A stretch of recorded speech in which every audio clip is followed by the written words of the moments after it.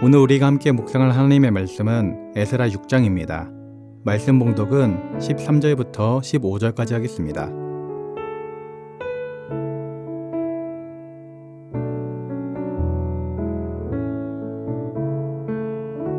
다리오 왕의 조서가 내림에 유브라데 강 건너편 총독 다뜨네와 스달 보스네와 그들의 동관들이 신속히 준행하니라. 유다 사람의 장로들이 선지자 학개와 이도의 손자 스가랴의 권면을 따랐으므로 성전 건축하는 일이 형통한지라.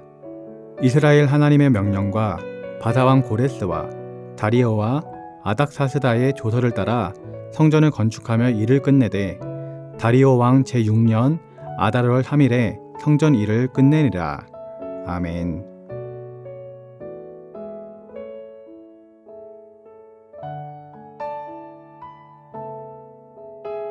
처음 시작하는 일을 궤도에 올려놓는 데는 굉장한 에너지가 필요합니다. 인공위성을 띄워서 우주의 궤도 위에 올려놓는 데는 엄청난 힘과 에너지가 필요한 것입니다.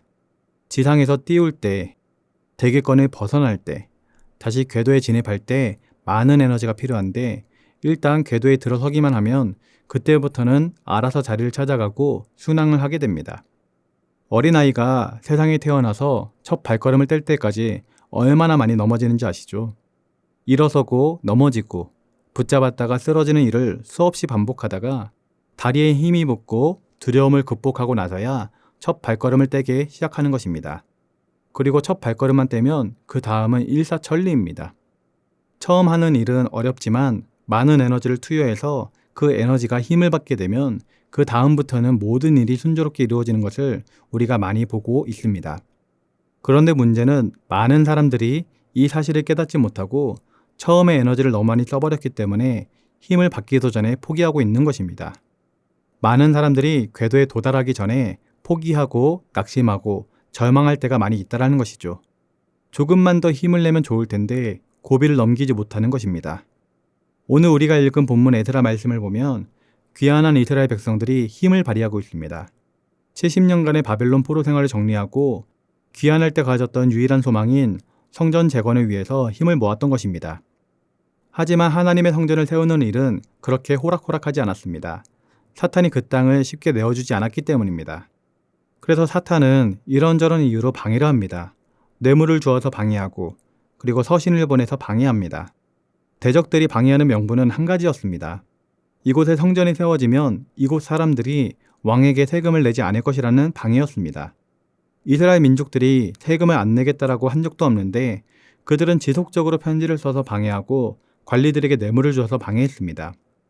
하나님께서는 16년 동안 중단되었던 성전 재건 공사를 다시 시작하게 하기 위하여 학개와 스가랴를 통해 말씀을 주셨습니다.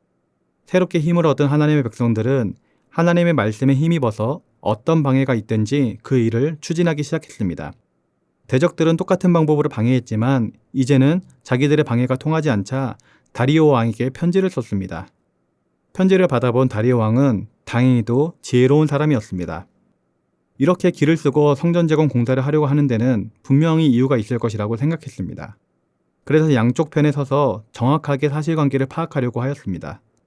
그래서 다리오 왕은 사람을 시켜 왕의 서각을 뒤지게 하였고 고레스 왕 시절의 문서를 하나 찾아내었습니다.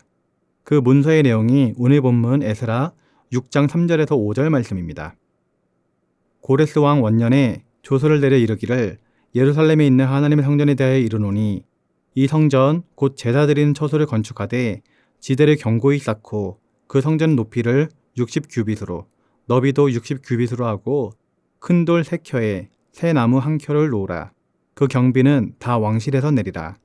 또 느부갓네살이 예루살렘 성전에서 탈취하여 바벨론으로 옮겼던 하나님의 성전 금, 은 그릇들을 돌려보내어 예루살렘 성전에 가져다가 하나님의 성전 안 각기 제자리에 둘지니라 하였더라. 다리오 왕이 조서를 찾아보니까 고레스 왕이 쓴 내용이 이렇게 명확하게 나와 있었습니다. 성전을 재건하라라는 명령, 그 경비를 바사 왕실에서 모두 지불하라라는 명령, 거기에다가 그 옛날 바벨론의 느부갓네살 왕이 빼앗았던 금과 은 그릇들을 모두 돌려보내라는 명령까지 정확하게 다 적혀 있었습니다. 그래서 이 명령을 따라서 다리오 왕은 하나하나 실행하기 시작했습니다.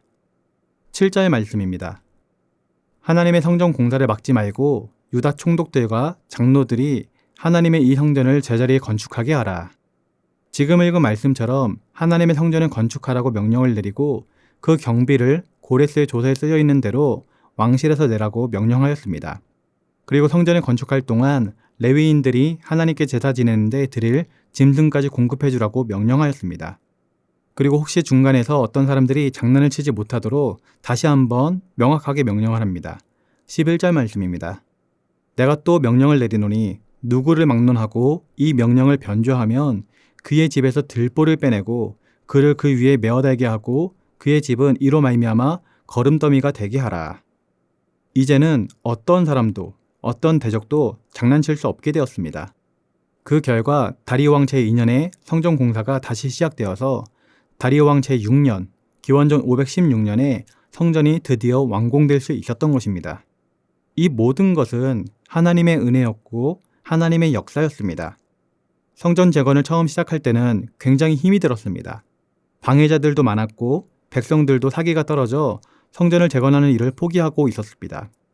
하지만 하나님의 때가 되어 하나님께서 일하시니 모든 것이 일사천리로 진행되게 되었던 것입니다. 우리가 하나님의 일을 시작할 때 어려움이 있을 수 있습니다. 왜냐하면 하나님의 일을 시작하는 것을 사탄이 어떤 식으로든 방해하기 때문입니다. 그러한 방해를 당할 때 사람들은 그 방해하는 일들을 보고 화가 나기도 하고 두렵기도 하고 낙심하기도 하고 절망하거나 포기해버리기도 합니다. 그러나 우리는 이것이 하나님께서 우리에게 명하신 일이라고 생각된다면 끝까지 포기하지 말고 말씀을 붙들고 기도하며 그 어려움을 이겨나가야 될 줄 믿습니다.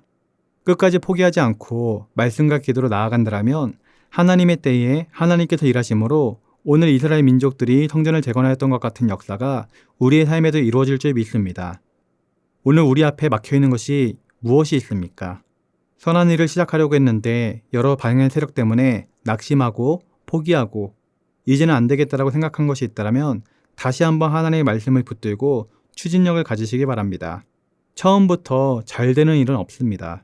처음부터 성공가도를 달리는 일은 없습니다. 끝까지 추진하고 말씀을 붙들고 일어서면 하나님이 궤도에 오르게 하시고 궤도에 오르면 그 다음은 일사천리로 달려갈 것입니다. 다시 한번 힘을 내시고 하나님 앞에서 결단하고 일어서는 오늘 하루 되시길 주님의 이름으로 기도드립니다. 기도하겠습니다. 사랑의 하나님 아버지, 이스라엘 민족이 성전을 재건하려고 했을 때 많은 방해가 있었지만 결국에는 하나님께서 함께 하심으로 성전이 재건되는 것을 보았습니다.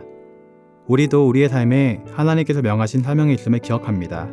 하지만 지금 어려운 상황 가운데 낙심하고 좌절하며 포기하고 있지는 않은지 돌아보게 됩니다.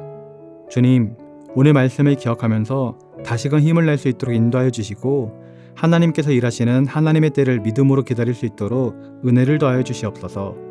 그리하여 하나님의 때에 반드시 하나님의 역사하심을 체험하게 하여 주시고 하나님께 영광이 되고 우리에게는 큰 은혜가 되는 귀한 시간이 있게 하여 주시옵소서. 감사를 드리며 예수님의 이름으로 기도드립니다. 아멘. 하늘에 계신 우리 아버지, 아버지의 이름을 거룩하게 하시며 아버지의 나라가 오게 하시며 아버지의 뜻이 하늘에서와 같이 땅에서도 이루어지게 하소서. 오늘 우리에게 일용할 양식을 주시고 우리가 우리에게 잘못한 사람을 용서하여 준 것 같이 우리 죄를 용서하여 주시고 우리를 시험에 빠지지 않게 하시고 악에서 구하소서. 나라와 권능과 영광이 영원히 아버지의 것입니다. 아멘.